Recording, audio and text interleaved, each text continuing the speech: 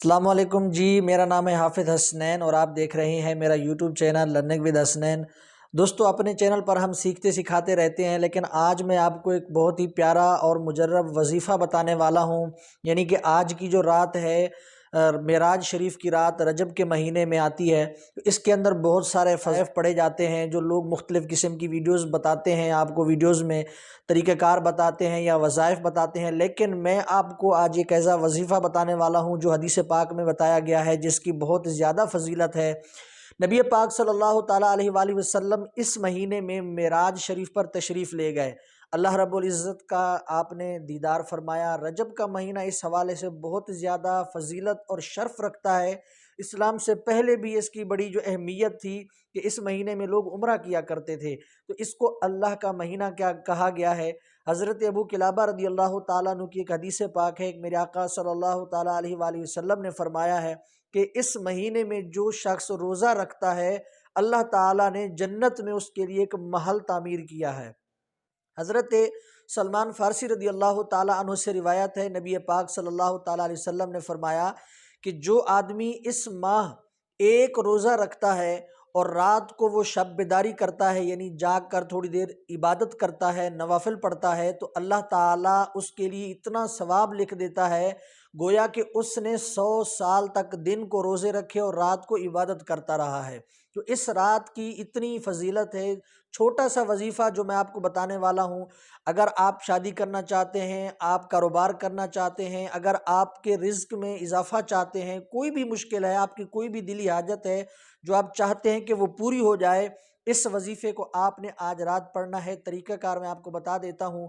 انشاءاللہ تعالی آپ کی ہر جائز دعا جو ہے وہ پوری ہو جائے گی اور ہر حاجت بھی آپ کی پوری ہو جائے گی۔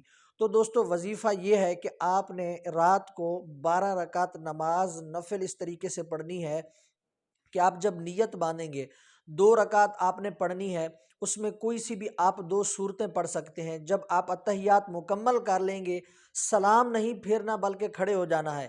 آپ نے اگلی 2 رکعتیں پھر سے شروع سے پڑھنی ہے، یعنی سبحانک اللہ سے 2 رکعتیں آپ نے کمپلیٹ کرنی ہیں۔ ان کے اندر آپ نے سورتیں بھی پڑھنی ہیں، الحمد کے بعد کوئی سی بھی آپ مرضی جو آپ کو آتی ہوں پڑھ لیں۔ پھر آپ نے یہ 2 رکعتیں پوری کر لینی اتحیات کے بعد، لیکن آپ نے سلام نہیں پھیرنا۔ پھر آپ کھڑے ہو جائیں، اس طرح کر کے آپ 12 رکعت مکمل پڑھیں۔ اس کے بعد آخر میں آپ نے سلام پھیرنا ہے۔ اس کے بعد دوستو آپ نے بیٹھ جانا ہے اپنی جگہ پہ، اور 100 مرتبہ آپ نے تیسرے کلمے کا پہلا جز سبحان اللہ والحمد للہ ولا الہ الا اللہ واللہ اکبر یہ آپ نے پڑھ لینا ہے۔ اس کے بعد 100 مرتبہ آپ نے استغفر اللہ یہ پڑھ لینا ہے۔ اس کے بعد آپ نے 100 مرتبہ جو ہے وہ درود پاک پڑھ لینا ہے۔ کوئی سی چھوٹا سا درود پاک پڑھیں، جیسے صلی اللہ علیہ وسلم ہے، صلی اللہ علی محمد، تو یہ درود پاک آپ نے 100 مرتبہ پڑھ لینا ہے۔ اس کے بعد دوستو آپ نے اپنی جگہ پر بیٹھ کر اپنی زندگی کے لیے، دنیا کے لیے، آخرت کے لیے، دین و دنیا کے لیے جس طرح سے بھی آپ جو دعا مانگیں گے، حدیث پاک میں کہا گیا ہے کہ اس کی وہ ہر دعا قبول ہوگی سوائے اس دعا کے جو گناہ کے لیے مانگی گئی ہو۔